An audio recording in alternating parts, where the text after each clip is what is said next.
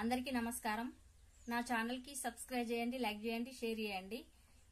నా మన్మరాల్ ఛానల్ కూడా సబ్స్క్రైబ్ చేయండి, షేర్ చేయండి, లైక్ చేయండి. షైనికా మస్తి శ్యామల గ్యాజంగి. దయచేసి విన్నపం ఏంటంటే, మన తెలుగుంట గ్రూప్ లో ఒక మెసేజ్ వచ్చింది. ఒక గవర్నమెంట్ ఎంప్లాయీ గారు పెట్టారు. దాన్ని డిలీట్ చేయడానికి నాకు ధైర్యం రాలేదు. నా యూట్యూబ్ ద్వారా నేను చదువుతున్నా, ఇంకా కొంతమంది విద్యార్థులకు గాని పెద్దలకు గాని ఉపయోగపడుతుందేమోనని చెప్పే అంత పెద్దదాన్ని కాదు. ఈ ఎవరిని ఉద్దేశించి కాదు. దయచేసి మీకు చదవలేని పరిస్థితుల స్టోరేజ్ ఎక్కువ అయిందని చెప్పి డిలీట్ చేస్తూ ఉంటారు. ఇంకా కొంచెం ఇది ఉపయోగపడుతుందేమోనని నా ఆత్మకు అనిపించి యూట్యూబ్ లో చెప్పాలని నేను నిర్ణయించుకున్నా. గురువులకు వందనం. గురువును మించిన దైవం లేదు.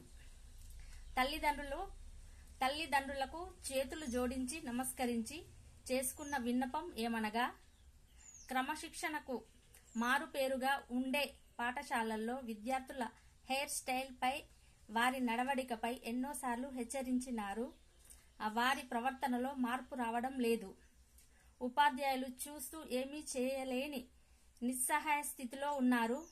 తల్లిదండ్రులకు తమ పిల్లలపై శ్రద్ధ, నియంత్రణ లేకపోతే ఇలానే తయారవుతారు. క్రమశిక్షణ మాటల్లో రాదు. కొద్దిపాటి దండన, భయం భక్తులు ఉంటేనే వస్తుంది. పిల్లలకి బడిలో భయం లేదు, ఇంట్లో భయం లేదు. అందుచేతనే సమాజంలో ఈరోజు భయభ్రాంతులకి గురవుతున్నారు. వాళ్లే ఈ రోజుల్లో రౌడీలుగా తిరుగుతున్నారు. అభం శుభం తెలియని వాళ్ళని పొట్టన పెట్టుకుంటున్నారు. ఆ తర్వాత పోలీసులకు వారి చేతుల్లో పడి కోర్టుల్లో శిక్షలకి గురవుతున్నారు. గురువుని గౌరవించని సమాజం వినాశనకానికి గురవుతుంది. ఇది నిజం. గురువంటే భయం లేదు, మరియు గౌరవం లేదు. ఇక చదువు సంస్కారం ఎట్లా వస్తుంది? కొట్టొద్దు, తిట్టొద్దు. బడికి రాని వాణ్ణి ఎందుకు రావట్లేదని అడగొద్దు. చదవాలని హోంవర్క్ అని కొట్టినా తిట్టినా టీచర్లదే తప్పు.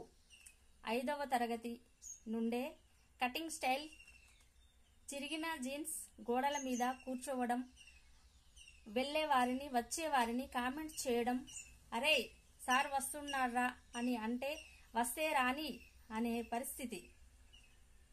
దరిద్రం ఏంటంటే, కొంతమంది తల్లిదండ్రులే మా వాడు చదవకున్నా ఏమీ కాదు, మా వాడిని మాత్రం కొట్టవద్దు అంటున్నారు.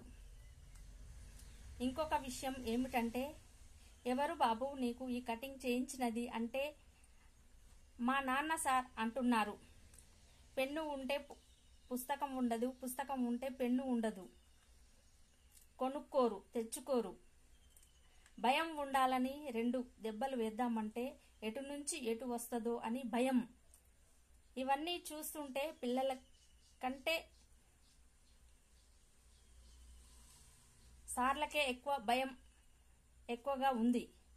కొట్టకుండా తిట్టకుండా భయం లేకుండా చదువు వస్తుందా? భయం లేని కోడు బజారున గుడ్డు పెట్టినట్టు. అలానే ఉంది నేటి పిల్లల వ్యవహారం. స్కూల్లో తప్పు చేసినా కొట్టకూడదు, తిట్టకూడదు, కనీసం మందలించకూడదు, ప్రేమగా చెప్పాలట. అదెలా సాధ్యం? మరి సమాజం ఎందుకు అలా చేయదు? మొదటి తప్పే కదా అని ఊరుకుంటుందా? మంచి నేర్పే వాళ్ళకి స్కూల్లో హక్కు ఉండవు. ప్రవర్తన మార్చుకో అని టీచర్ చిన్నప్పుడే కొడితే నేరం. వాడు పెద్దయ్యాక అదే తప్పు చేస్తే ఇంక లేడు. తల్లిదండ్రులకు నా మనవి, పిల్లల్లో మార్పు కేవలం ఉపాధ్యాయులలోనే జరుగుతుంది. ఎక్కడో ఒకటో అరో టీచర్లు చేసిన తప్పులకు అందరి ఉపాధ్యాయులకు ఆపాద్యం వద్దు. 90% టీచర్లు పిల్లలు బాగుండాలనే వ్యవహరిస్తారు.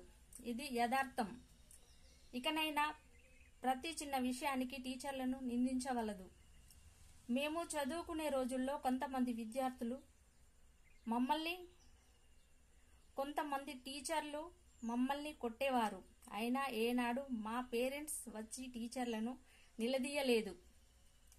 మా బాగు కోసమే అనుకునేవారు. ముందుగా తల్లిదండ్రులు, టీచర్లు అంటే గౌరవం, భయం ఉండేటట్లు పిల్లలకు మానసిక తర్ఫీదు ఇవ్వాలని మనవి. తల్లిదండ్రులు ఒక్కసారి మీ పిల్లల భవిష్యత్తుపై ఆలోచించండి. పిల్లలు చెడిపోవడానికి స్నేహితులు, ఫోన్లు, మీడియా 60%, కనీసం 40% మాత్రమే తల్లిదండ్రులే. పిల్లల్ని గారాబం శృతి మించితే మొత్తానికే నష్టం వస్తుంది. పిల్లల పట్ల మనం పాటిస్తున్న అజ్ఞానం, మూఢనమ్మకం, స్వార్థం, అతి ప్రేమ వారిని చాలా వరకు బద్ధకస్తుల్ని చేస్తూ వారిని నాశనం చేస్తున్నారు. ఇప్పటి తరం 70% పిల్లలు తల్లిదండ్రులు కారు. బండి శుభ్రం చేయమంటే తుడవరు. మంచినీళ్లు, పాలు, కిరాణా సరుకులు కోసం బయటకు వెళ్ళమంటే వెళ్ళరు.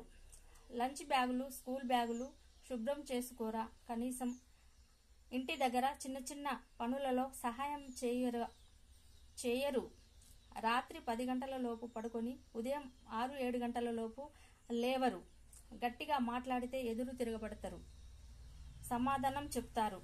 తిడితే వస్తువులను విసిరకొడతారు. ఎప్పుడైనా దాచుకోమని డబ్బులు ఇస్తే మనకు తెలియకుండానే ఐస్ క్రీంలు, కూల్ డ్రింక్స్, నూడిల్స్, ఫ్రెండ్స్ కి పార్టీలు, ఫ్రెండ్స్ కోసం గిఫ్ట్లు కొనుగోలు చేస్తారు.